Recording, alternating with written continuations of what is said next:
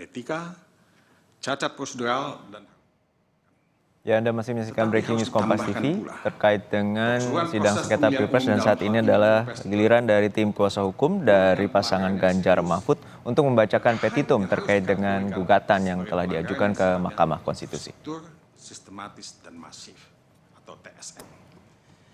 Badan Pengawas Pemilihan Umum atau Bawaslu pada tanggal 15 Februari 2024, sehari setelah pencoblosan, mengeluarkan siaran pers yang intinya menyatakan ada 19 masalah pada pemungutan dan penghitungan suara Pilpres 2024 yang diantaranya terdiri dari ada 37.466 tempat pemungutan suara, selanjutnya disebut TPS, yang mengalami pembukaan pemungutan suara di atas pukul 7 waktu setempat.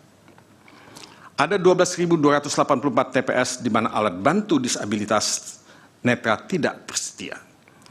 Ada 10.496 TPS di mana logistik pemungutan suara tidak lengkap.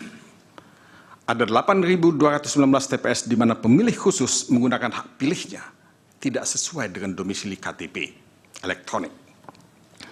Ada 6.084 TPS di mana terdapat surat suara tertukar. Ada 5.449 TPS di mana KPPS tidak menjelaskan tata cara pelaksanaan pemungutan dan penghitungan suara.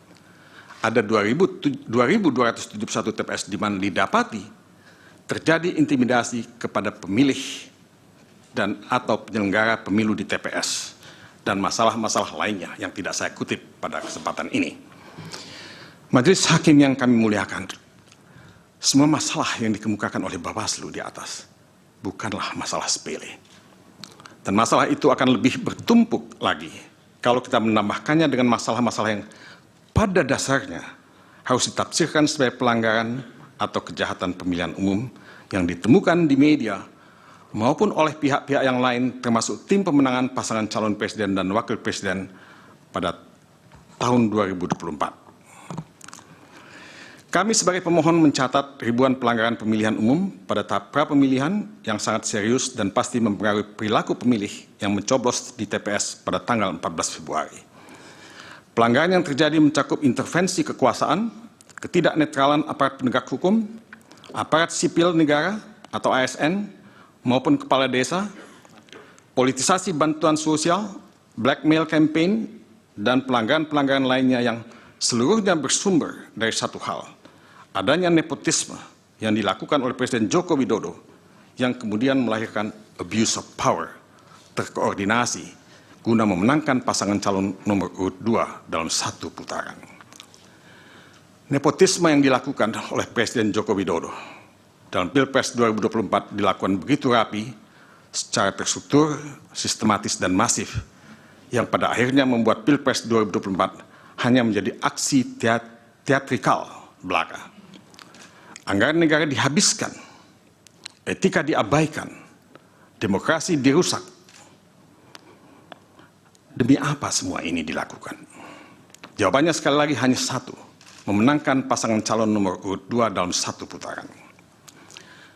Ketika semua pelanggaran tadi ditambah dengan jumlah pelanggaran yang dicatat oleh pemantau pemilu, termasuk masyarakat sipil atau civil society, maka akan terang benderang di mata kita semua bahwa Pilpres 2024 ini adalah pemilihan umum terburuk sepanjang sejarah pemilihan umum kita. Karena magnitude pelanggaran yang begitu terstruktur, sistematis, dan masif, maka sangat beralasan kalau Mahkamah Konstitusi memutuskan diadakannya pemungutan suara ulang di seluruh Indonesia, karena hanya hal inilah yang mampu memulihkan kembali integritas pemilihan umum dan pemilihan presiden di bumi tanah air Indonesia. Majelis Hakim yang mulia, apa yang menjadi pertaruhan dalam Pilpres